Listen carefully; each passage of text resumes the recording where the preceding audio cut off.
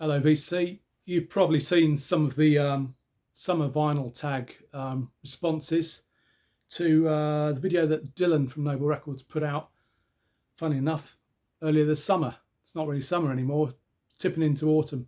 So, as usual, I'm a bit late to the party, but I thought no one's going to complain if I get this one in late, are they?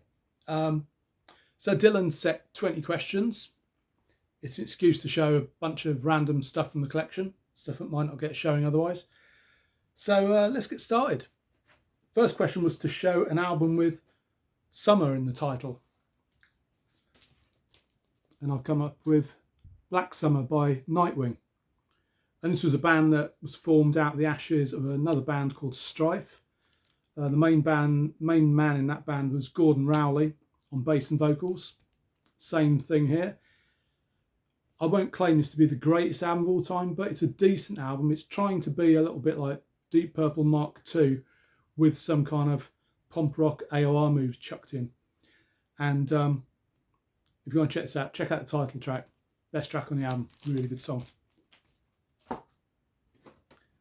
Question 2 was to show my latest heavy pull. Wasn't quite sure what that means, but it seems like it's a recent pickup that you rate really highly. So this is one I got a couple of months ago probably. Shoutouts and his Freedom Flight album. It's an original US Epic pressing. This guy gets compared to Prince, not just because of the way he looks on the cover. And I don't really hear it a lot. Prince always sounds a bit cold and clinical to me. This guy plays soulful, slightly psychedelic funk, and to me it's a lot warmer and more human sounding. If you know this album at all, it's probably because of the track Strawberry Letter 23, which was later covered by, I think it was the Brothers Johnson. The original version on here is fantastic. Never heard the Brothers Johnson version, I must admit. But side 2 is what this album's really all about. The tracks Purple and Freedom Flight. Purple is just a fantastic electric blues track, and Freedom Flight is a real soulful, psychedelic guitar jam, and very jazzy as well. Really great album, well worth checking out. I'm very happy to pick a copy of this up. Question 3 is Whack-A-Mole. So it's that Mazzy thing. Pick an album at random from your collection and try and say something about it. So I won't go wandering around the room, but hopefully I will find something suitable. Bit tightly packed. Stone Free, a tribute to Jimi Hendrix. What do I remember about this album? Well, it's got a lot of guest artists on, of course, all covering Hendrix tracks, ranging from Nigel Kennedy, the violinist, doing his cover of Fire, to stuff like, seems to me there's a really good track by the Pretenders on here. Yeah, they do Bold as Love. You've got Paul Rodgers and Slash playing I Don't Live Today. Eric Clapton's on here, Pat Metheny, Living Colour, The Cure. Oh, and Seal and Jeff Beck do a cover of Manic Depression, which is really good as well. Well worth checking out.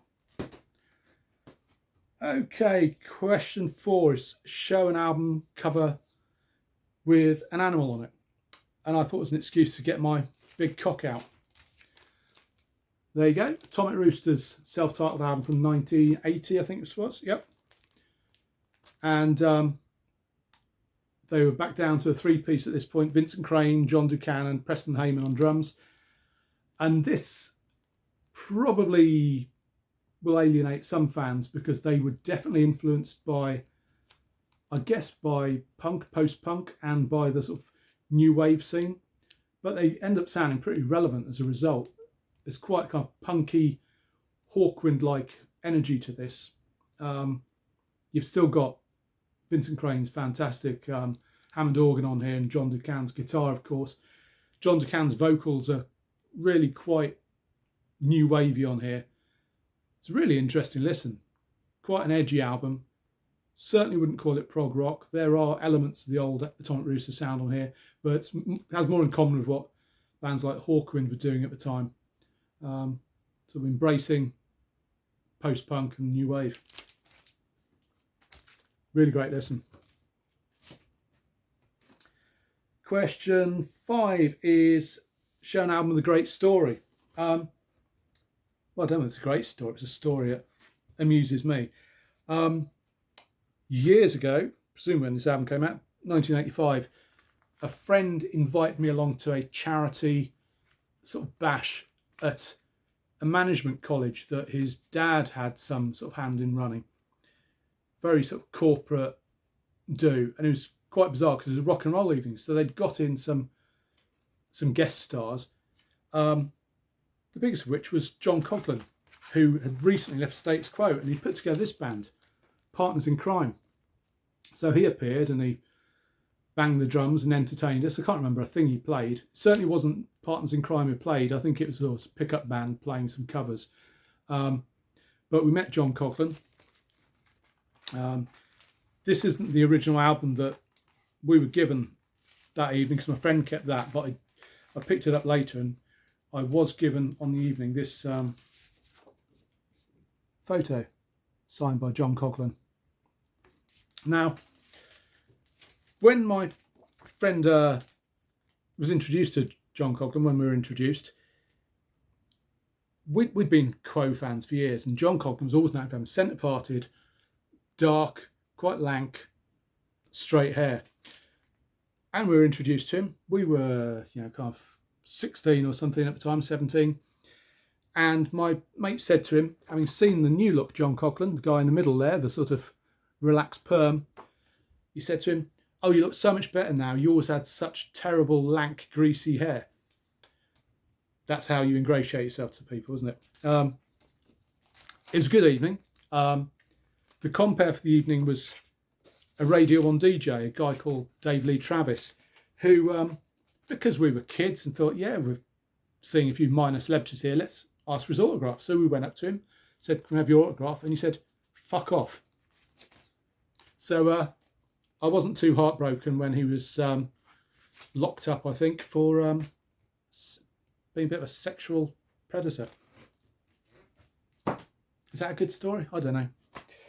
Anyway, number 6 is show an album that people might be surprised to see in my collection.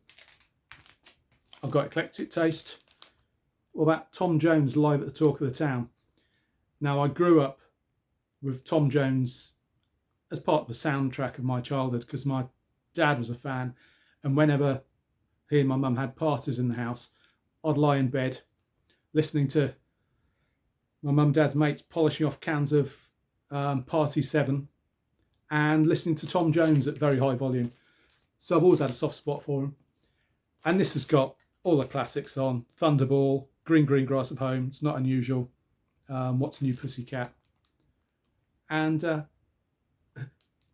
great performance. I mean, very cabaret. But that's kind of what you want from Tom Jones. I did actually see him myself at the MGM Grand in Las Vegas at a casino about 25 years ago, I suppose.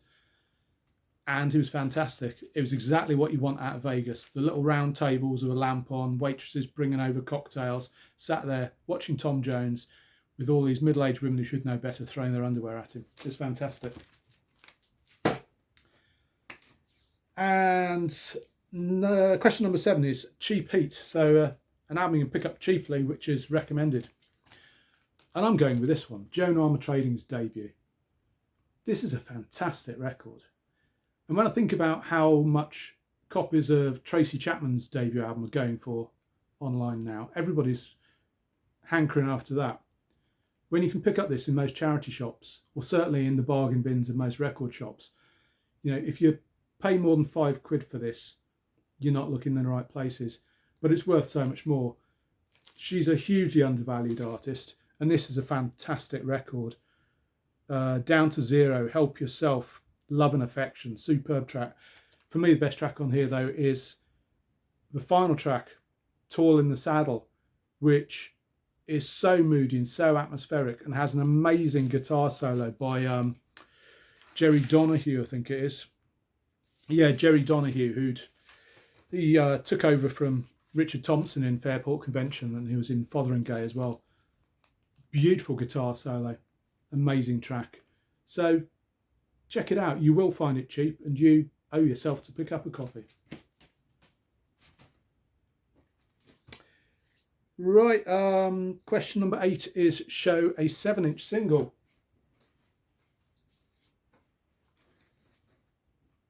So, will that do? Stevie Langer, Remember My Name. Now, Stevie Langer was married to Mutt Langer, the producer who produced Back in Black and turned Def Leppard into superstars. And I guess he was trying to do the same for his wife. I love this song. This was used, and this image was used in a TV commercial in about 1984 or something, I guess. No, 81, actually, earlier than thought, 81. And it's not very often you hear an original song in a commercial and you think, oh my God, that's fantastic, I need to get that. This single was given away free with copies of the product it was advertising, which was a sort of teenage girl's body spray called Limara.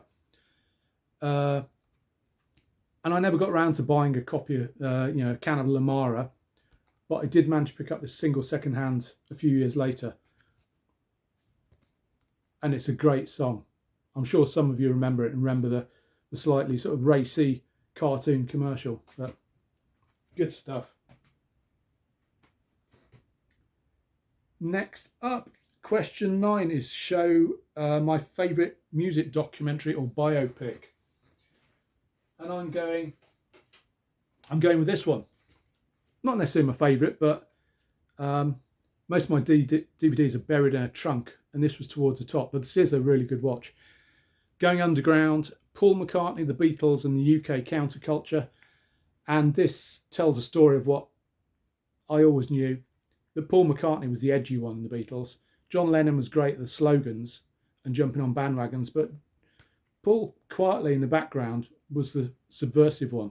You know, he was very involved in the Indica bookshop and gallery. He had a lot to do with the International Times and a lot of the underground press.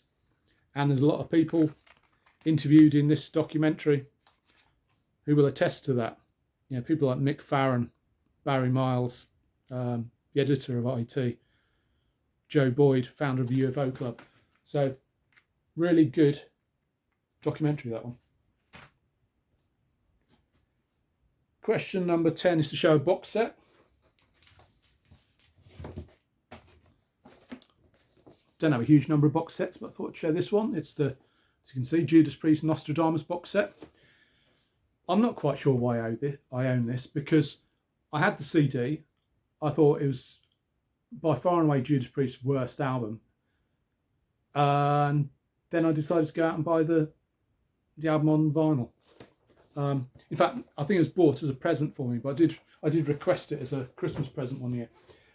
And in common with, I think, everyone who's ever owned this album, it has a problem in that it came with each of the LPs individually sleeved in thick PVC sleeves. No, paper in a sleeve, nothing like that. And I don't know whether this will show up on the camera. Yeah, there you go. Every single disc is heavily fogged like that. And it does actually play, or at least it did last time I played it, remarkably well. But it looks terrible. And how a record company can manufacture something with so little knowledge of how a record can be damaged by being sort of wrapped in PVC and presumably kept in a warm warehouse piled high. So pressure, heat, PVC, recipe for disaster. Like I say, I haven't heard of anybody who owns this box set that has a copy without the fogging on it. Okay, next, question 11 is the most trashed record in my collection. I had to rack my brains for this one. And I had another one lined up to show, and then I suddenly thought, no, it's got to be this. and it is this 5-inch disc, which it's a metal disc with the sort of vinyl sort of pressed onto it. You can see the vinyl's all chipping off and it's in pretty terrible state anyway. And this is one of those discs that I think they used to have these in like probably in the 1950s, 1960s, where you could go in a booth and record your own voice or sing into a microphone. It's only big enough to stand in. It wasn't like you could get a band in there, but this was one that I found in my late mother's things, and this is her voice on here apparently. And I've never listened to it because it is so trashed that I'm not sure I would trust it on my turntables, but I'm going to have to give it a go one day. But terrible state. I'll never part with it. And what a great idea to be immortalised on disc for those of us not lucky enough to be rock stars. Where are we? Okay, question 12 is show a local album. No, I don't live in Scotland. I know Cocteau Twins are a Scottish band, but this is a local album because it was recorded locally. Cocteau Twins recorded and pretty much set up camp for quite a chunk of the 90s in what was Eel Pie Studios on the banks of the Thames. And when they were recording there, they renamed it September Sound. And it's gone through various names over the time. It's obviously owned by Pete Townsend at one time. Whether it was when it was September Sound, I don't know.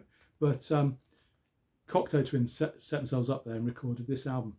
Now the studio it's about a 2-minute walk from my house. I walk past it most days, and it looks like it's falling into disrepair. I don't suppose there's an awful lot of call for it anymore. I did see Roger Daltrey walking in there one time, so that was a few years ago. So whether it's still in use, I don't know. But yeah, you know, the Cocteau Twins, great bit of sort of ethereal shoegazing, you know, loveliness. And this is an original 4AD UK pressing. Question 13 is show an album from a faraway land.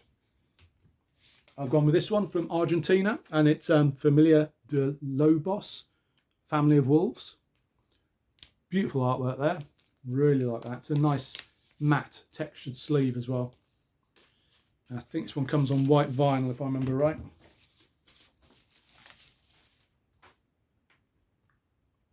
Yeah, there you go. I can't remember why or when I bought this. Had it a number of years. I think it was an impulse buy, and it was a good impulse because it's a really nice bit of psychedelia. And it's got a definite sort of South American feel to the instrumentation as well, and some of the sort of, I guess, the choice of chords and melodies. So yeah, I think it's available to stream, so you should definitely give it a listen. Really, really decent album. Question 14 is to show a soundtrack, and I'm going with this one. It's a film I've never seen, Lipstick. Michael Polnareff is a very well-known, at least in his home country of France, very well-known musician, and he's been around for decades, and his kind of musical style has been all over the place in that time. On this, it's really interesting though. It's a purely instrumental album. I can't remember any vocals on it at all. And he collaborates with David Foster and Jimmy Haskell on this record. The first track on here is very much a kind of a disco funk type track, and it's followed by one which has definite sort of blaxploitation sort of soundtrack moves to it. But the real interesting stuff is on the second side, and the side is sort of subtitled The Rapist, which is pretty dark and sinister. And the track The Rapist is nearly 11 minutes long, and it is full on avant-garde, dark, experimental electronic music. It's one that fans of I don't know, Orbital and Aphex Twin would probably do well to check out. Really, really interesting stuff. Great album. I don't think it's expensive when you see it, just don't come across it that often. And like I say, never seen the film, be interested to know what it's about. Question number 15 is my highest recommendation. Well, it's a tricky one. I'm banging it on about Jellyfish all the time, so I won't inflict them on you again, although if you don't know Jellyfish, you should check them out. I thought I'd go with Angel Witch's self-titled debut from 1980. They were part of a new wave of British heavy metal and were kind of left behind. I never quite understood that, because to me this is the equal of anything that the big players like Iron Maiden, Def Leppard, Saxon ever produced. Probably one of my favourite albums. It helped to create the doom rock genre, I guess. Great playing, great songs, amazing artwork on that, which I should know who that's by off the top of my head. I can't think. Put it in the comments. Someone out there will know. But it's an essential heavy rock album, it really is. Been listening to it since it came out. What's that? 44 years ago, and I still love it. Never tire of it.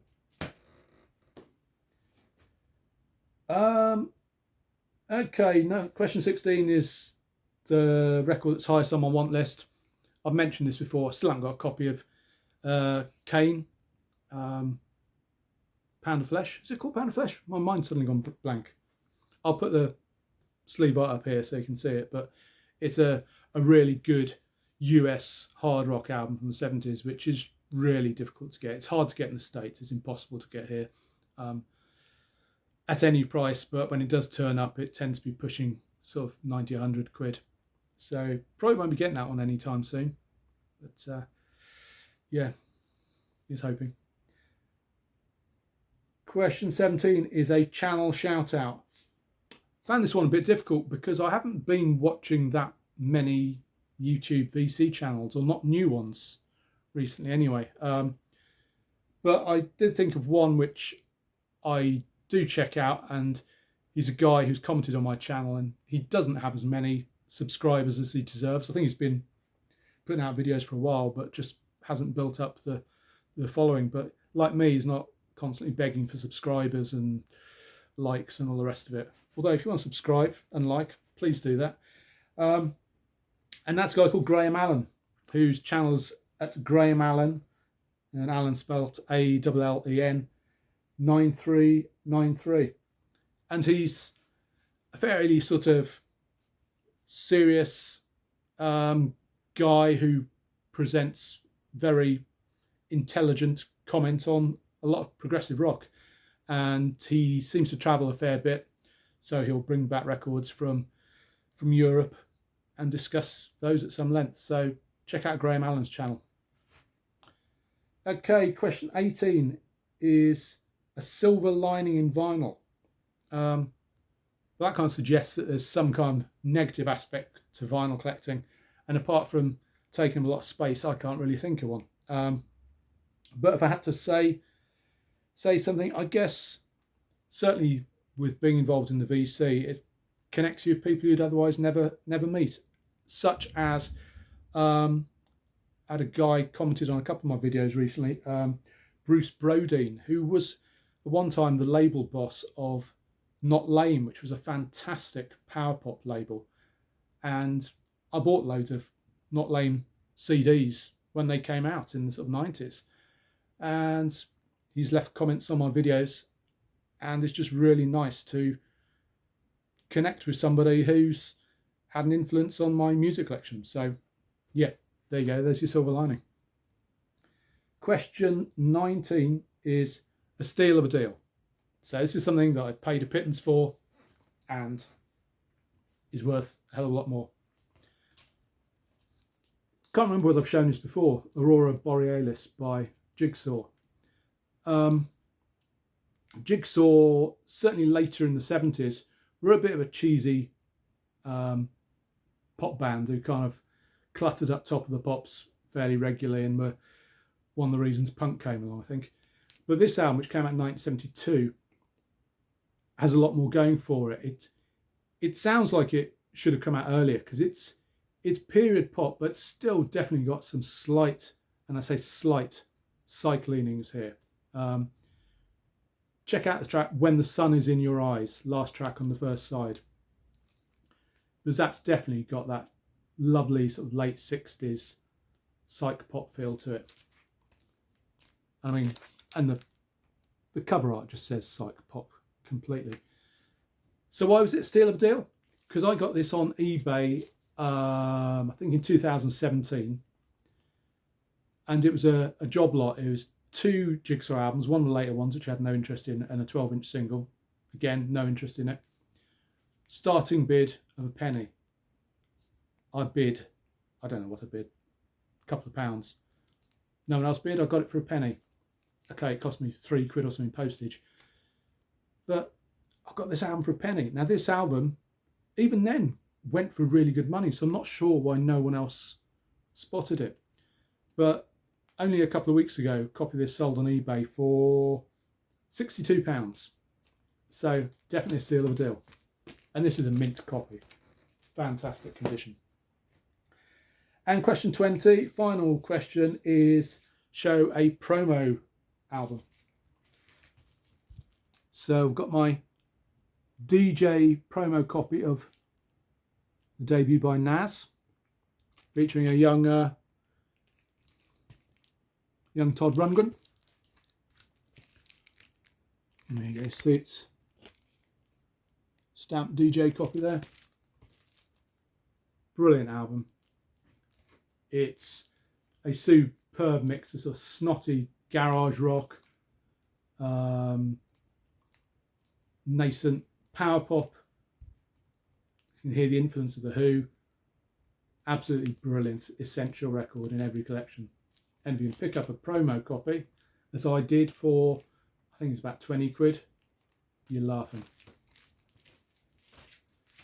So that's it. That's my 20 questions. Yeah, I've been pretty lazy with the video making. Every video I seem to make excuses about why I'm not making videos. I just need to make them when I feel like it, which is kind of what I do. Kids went back to school today, end of a long summer holidays, so perhaps I'll have a little bit more time and a little bit more peace and quiet to be able to produce these things. So cheers for watching. Leave your comments below. Hey, like and subscribe if you want to. It would be good. I mean, I don't go asking for subscriptions, but apparently those thumbs up things help other people to find your channel. So that's got to be a good thing, yeah? Okay, bye for now. See you soon.